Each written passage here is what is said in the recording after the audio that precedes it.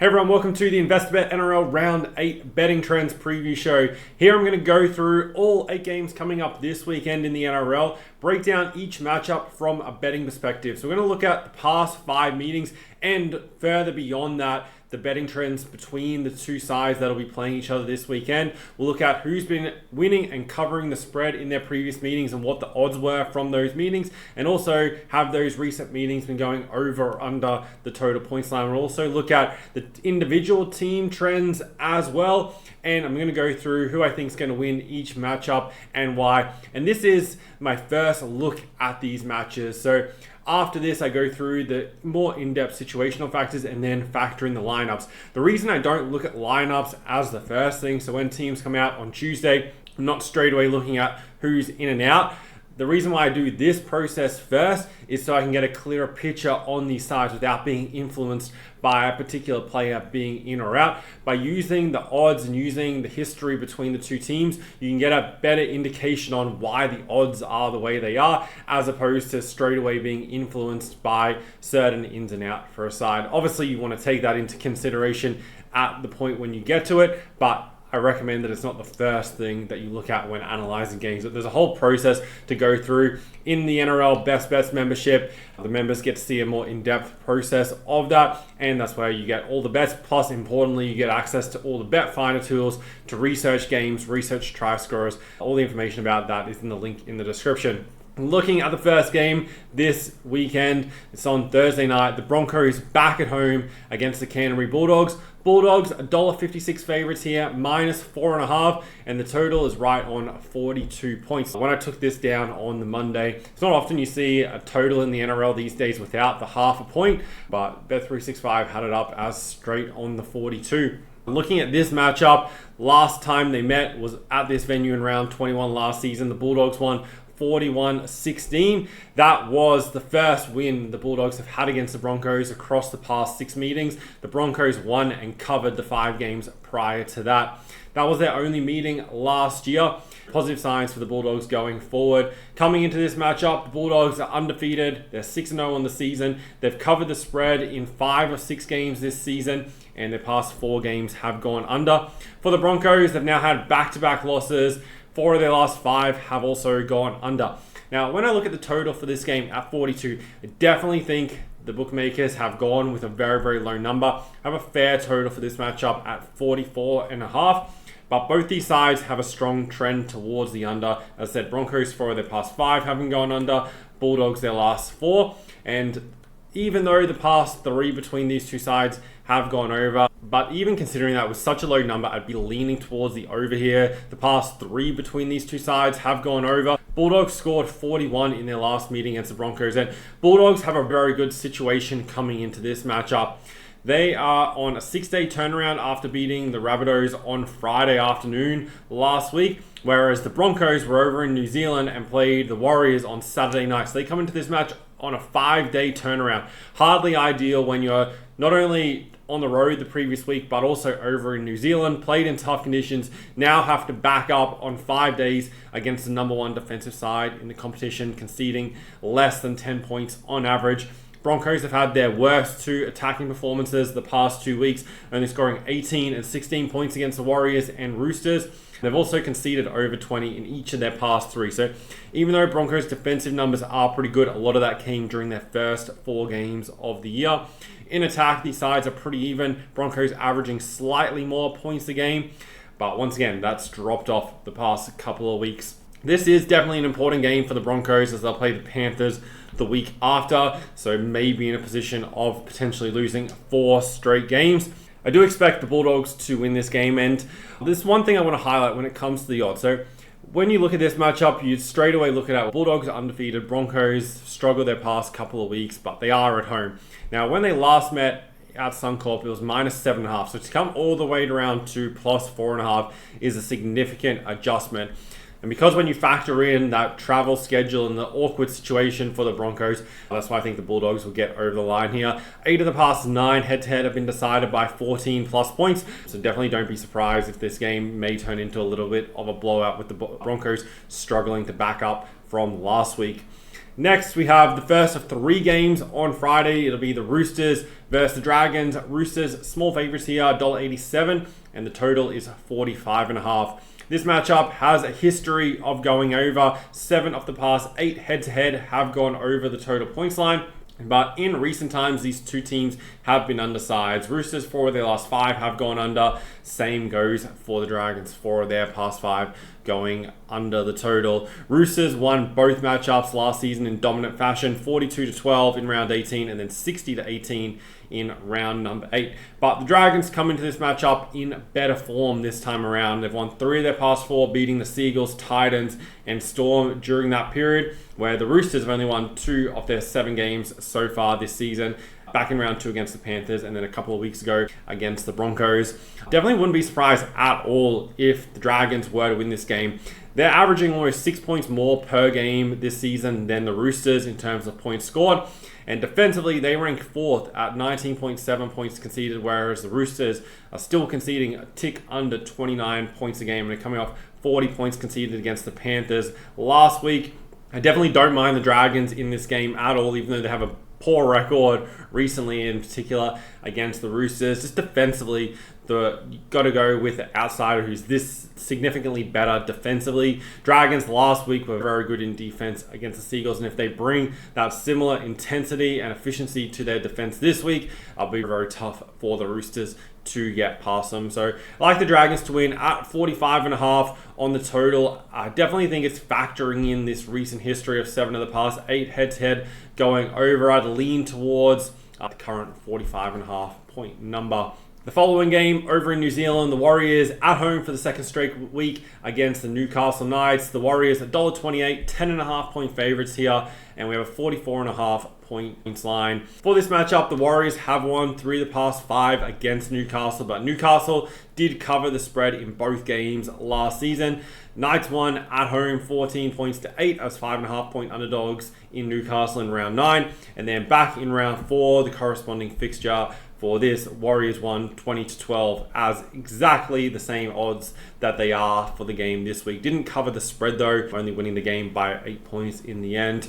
Warriors clearly the better attacking side here. Knights really struggling to score. They've only scored a total of 24 points across their past 4 games, so averaging 6 points a game, but few games in there was just a 4, 0, and 6 points. They had their highest score in the past month or so last week against the Sharks, scoring the 3 tries, but still ranked last in the key attacking metrics when it comes to points scored. And also in meters per point, they rank dead last, 163.5 meters per point. It's going to be tricky for them against the Warriors side that loves to control field position. It's very tough for teams to beat Warriors in terms of field position. And not only the Knights struggle to generate meters in attack with the ball, they also concede the second most run meters to the opponent and the most post-contact meters. I think Warriors will play this game down their end of the field for the most part, and that'll be enough for them to get over the line. The home team has a very good record in this matchup. They've won 17 of the last 22 head-to-head. And the away team has only won by more than 4 points once in the last 15 meetings between these two sides. All signs point to the Warriors getting in and getting the job done here. Knights have lost their last 4. They haven't covered the spread in any of those, whereas the Warriors have now won 4 of their last 5, 4-2 on the season, and haven't been a favourite for a while. Last time their favourite was against the Roosters back in round 3 when they were at home and got the job done in that matchup. At the minus 10.5, I think they'll go very close to covering that, especially if they control the field position in this game and their defense steps up. They had those awkward games against the Tigers and Storm where they conceded 24 and 42 points. For the most part, their defense has been pretty solid. They did keep the Broncos to 18 points last week, and back-to-back home games for them is definitely ideal. From a total perspective, at 44.5, this number is higher than it has been for the past 5 meetings between these two sides, generally in the low 40s. Did have at 44.5 back in round 6, 2023. 8 of the past 10 between the two teams have gone under the total. This season, Newcastle are a big underside. 5 of their 6 games have gone under. Last week against the Sharks went over thanks to the Sharks scoring 34 points. That was also the most points that the Knights have conceded in a game so far this season. For the Warriors, they're an even mixture. 3 games over, 3 games under. So no major sign either way. I think the question mark when it comes to the total here that you really have to ask yourself, is Newcastle going to be able to score close enough to 20 points? If they don't score close enough to 20 points, then this game isn't going over the total. In my opinion, I don't think they can get that many here against the Warriors side, who they will struggle to generate field position against. The Warriors do give up 5 line breaks a game. There will be the opportunity for Newcastle to generate some line breaks. Newcastle also do get the most tackle breaks in terms of league, so they just need to be more efficient with that, but it's just not clicking for them at the moment. At 44.5, I'd be leaning towards the under, which also matches up with the history of these two sides. The final game on Friday, the Storm back at home against the South Sydney Rabbitohs. Both these sides coming off losses from last week, but Storm come up home favourites here, $1.22, minus 14.5, and we have a 47.5 point total for this game. Storm have a great record against the Rabbitohs. They've won 10 of the past 12 head-to-head. Last time they met, the Storm won 28-12. The time prior at home, they won 54-20. That was round 8 last season. So the exact corresponding fixture this time around. Storm were $1.23 there, minus 12.5. Very similar to what the odds are for the game on Friday. Storm, as I said, coming off that loss last week, they had a 16 points to 2 lead against the Dolphins. The Dolphins scored 7 straight tries for the Storm to concede 42 points in the end. I went back and had a look. Last time the Storm conceded more than 42 points was back in round 14, 2023 against the Cowboys. They conceded 45. The week following that, the Storm were back at home against the Sharks, won that game 54 points to 10. Wouldn't be at all surprised to see something similar play out. Whenever you see like Craig Bellamy laughing and saying he's embarrassed by the performance in the press conference, then it's just trouble stations for the team that they'll be playing next week. Who this week, the Rabbitohs, who are now coming off back-to-back losses. They've played the Cowboys over in Perth a couple of weeks ago, back at home, held scoreless by the Bulldogs on Friday. No rest advantage coming in with both these sides playing last Friday as well. This is going to be very tough for the Rabbitohs. 4 of the last 5 head-to-head have been decided by 12 plus points. Expect the Storm to likely cover the spread here. In attack, Storm are averaging 34 points a game so far this season. And last week was their second lowest score of the season. And when you've got an average of 34.5 and you do have a game in there with just 8 points, it just shows how efficient you have been in attack. I think they'll have no issue scoring against the Rabbitohs. This matchup will be very tough for the Rabbitohs to be winning. They just don't have enough points in them to match it with the way Melbourne are playing right now. South Sydney coming to this off 0 points last week, 16 the week prior. The highest score overall on the season was 28 points 4 weeks ago against the Panthers. From a total perspective, at 47.5, it's 4 points higher than the last time they met in Melbourne, which was 43.5, but that game did go over 74 total points being scored. That was the only game of their past 6 meetings to go over the total. The game last season in round 23, Storm winning 28-16, went under a 51.5 point total. At 47.5, I'd be leaning towards the over, even though this season the Rabbitohs, all 7 games have gone under. But Storm are the exact opposite, with 5 of their 6 games going over the total points line. Now, in terms of the total, even though I lean towards it going over, I'd more so be looking at the Storm team total to go over as opposed to the full game going over. I have much more confidence in the Storm running up a score in this game than the Rabbitohs scoring. And I think the Storm will be looking to make a statement. So I like the Storm to win comfortably, and their team total to go over. Up in Townsville, we have the Cowboys at home against the Gold Coast Titans. Cowboys favourites here, $1.45, minus 6.5, and we have 49.5 point total. Cowboys lost their first 3 games, won their next 3, and then have come off the bye into this matchup. The 3 games they won, they beat the Raiders, Panthers, and Rabbitohs. 2 of those on the road. At home this season, they lost to the Sharks, but also beat the Raiders 30 points to 20. The home team has a good record in this matchup. They've won 17 of the last 22 head-to-head, including the past 4. Cowboys, last time they played the Titans at home, won 35-22. The time prior in round 4, 2023, they won that matchup 24-12. You can see the teams have split the past 4 meetings, 2 wins each, but Titans have won 2 of the past 3 and covered the past 3 against the Cowboys. Coming to this matchup, Cowboys have covered their past 4. 4 of their past 5 have gone under the total points betting line. And then for the Gold Coast Titans into this game, they've failed to cover their last 3, losing 3 straight. Haven't scored over 20 points in any of their last 3 after a good attacking start to the season where they scored 24 plus in their first 3 games. That attack has dropped off considerably. They've also conceded over 30 in each of their past 3 games.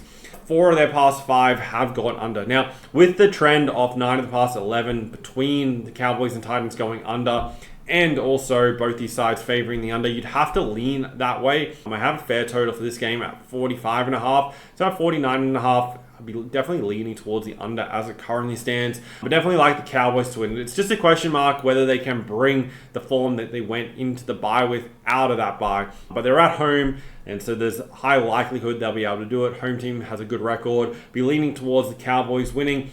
Titans come into this on a 6-day turnaround, whereas Cowboys have had 2 weeks off since their last game, playing the Rabbitohs on the Saturday night prior to their bye. So they'll be well rested, and that should be enough to get them over the line here at home. Also on Saturday, we have the Panthers looking to make it back-to-back wins for the first time this season. $1.36 against the Manly Seagulls at $3.20. Panthers 10.5 point favorites. Total is 46.5. Panthers have a great record against Manly. They've won 9 of the past 10 head-to-head, but the Seagulls have covered 2 of the past 3. For this matchup, the last 8 meetings have been decided by at least 10 points. So this matchup has a history of being a blowout, and in that case, you'd expect the Panthers to be winning and winning fairly comfortably. Last time they met was round 14 last season, with the Panthers winning 32-22. But at Four Pines Park in round 5, the Seagulls won by 14. But with the Panthers at home here, it's definitely an important game for them. If they get the win here, they're back to 3-5 on the season. Whereas if they lose, they're at 2-6. I'll just quickly mention for the Panthers as well, they're now 3-4 against the spread this year, 4-3 favoring the over so far. Then for the Seagulls, they come into this matchup off back 3 straight losses against the Storm, Sharks, and Dragons. The past 2 weeks, they've only scored 18 points and conceded over 20 in each of those games.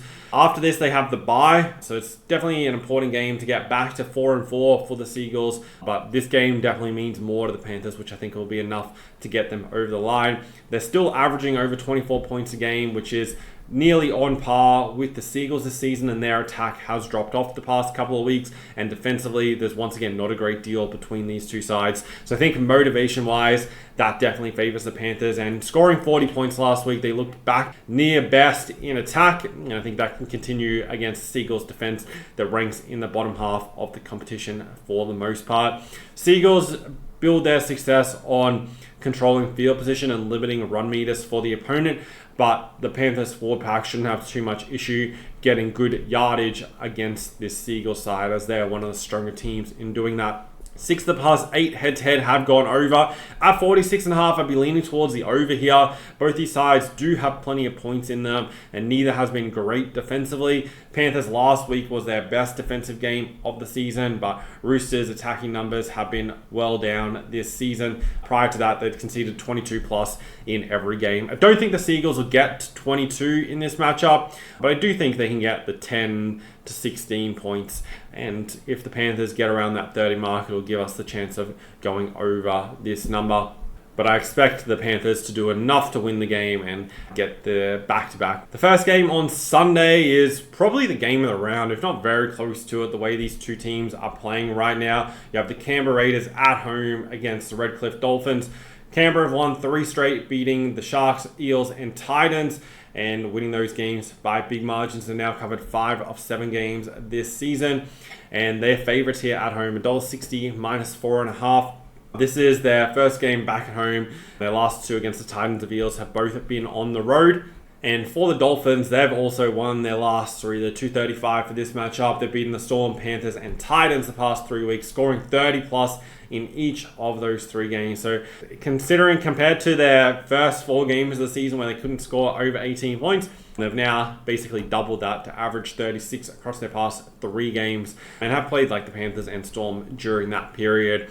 Really good game. Raiders are currently the number 2 attacking side in the league, but the Dolphins are the number 3 defensive side. And in terms of Dolphins attack, they rank 8th, but it's definitely on the rise, as I mentioned. And Raiders defense is league average. Don't think there's much between these two sides. But it'll come down to who executes better on the day. Definitely give Dolphins a huge chance to go down there. Raiders got off to a bad start last week. They also conceded early against the Eels the week prior. So if Dolphins can get a good start here, they'll put themselves in a good position to have a chance of winning this game. Canberra have won the past two, both by 1 point. Last season in round 13 at Redcliffe, the Raiders won by 1, and then back in round 9, 2023, Canberra won 31-30. The last two head-to-head have gone over. This season, both these sides are favouring the under. This season, Canberra, 4 of their last 6 have gone over, so there's been slightly more of an overside, whereas the Dolphins have been an under team with 5 of their 7 games going under the total. Last week against the Storm with the 64 points scored, though, definitely went over the total. At 47.5, I think this total is absolutely bang on, so I don't really have an opinion on the total. I mark it at 47.5 based on the statistics of these sides. Probably not going to be playing a total, but definitely give Dolphins a chance here. I think the odds should be a little bit closer compared to $1.60 to $2.35. So like the Dolphins as an underdog, one thing you got to be careful of in betting is jumping on the bandwagon of teams once they start to pick up a bit of form. The market adjusts each week, like teams put together a winning streak, the market adjusts more and more to that. So similar to that Bulldogs Broncos game, which will be on Thursday night, the market is constantly adjusting each week to catch up with the Bulldogs, similar to what it was doing when the Panthers were losing all those games in a row. The market was trying to adjust to the Panthers not being as good as last season. That's why last week they were nearly $1.70 when we backed them against the Roosters, and in that situation you can't turn down that kind of price for a Panther side against a Rooster side whose metrics definitely weren't great so far this season. And then final game of the round, Tigers at home against the Sharks. Both sides on the 7-day turnaround after playing on the Sunday last week. Sharks favourites here, $1.42 minus 7.5 points. Only one of 2 away teams that are favourites this week, Bulldogs being the other one. Last season, their 2 meetings were complete polar opposites. First meeting, Tigers at home won 32-6, and then the Sharks home game in round 19, they got their revenge, winning 58 points to 6. Sharks have won and covered 5 of the past 6 versus the Tigers. This matchup in round 3 last season was the only one that the Tigers have won across the past 6. Sharks have been definitely better the past couple of weeks, back in form in attack, scoring 34 and 24 points against the Knights and Seagulls. Another road game for them, so this will be their 4th consecutive week playing away from home, and then they're also on the road again up to Suncorp next week to play the Eels. But I think the Sharks can win this game. Tigers have dropped off. Through the first few games of the season, Tigers were only conceding, on average, a total of 11 points a game. So that was against the Knights, Eels, and Dolphins. That had them as the number 1 defensive side through that period. They're still ranked 7th in points conceded, but across the past 4 weeks, they're averaging 28.5 points. Now, against the Sharks side, who is averaging over 24 points a game, I think the Sharks will find plenty of points in this matchup. They'll attack that right side, which has been profitable for them so far this season. Sam Stonestreet scoring easy. We'll get to that when we go through the try scorers in the next video. But Sharks just have too many points. And Sharks now are the number 2 defensive side. A little bit concerning, like they gave up points against the Knights last week. However, they definitely took their foot off the gas, but it's been a consistent struggle for teams to score against them. Panthers, the only side to score over 24 points, and I can't see the Tigers being able to do that. They're averaging less than 23 a game, which puts them in the bottom half of the league. And in terms of line breaks, they're ranked 12th in the league. I think they'll struggle here against the Sharks side that doesn't really give up too many opportunities. The last 8 meetings have been decided by 12 plus points. The last 5 by 24 plus points. It's hard to say if it'll be an absolute blowout. Sharks generally, like the game last year was more about revenge than it being a blowout. Sharks generally don't win that many games by big margins, but they've made a bit of a pattern of it against the Tigers over recent seasons.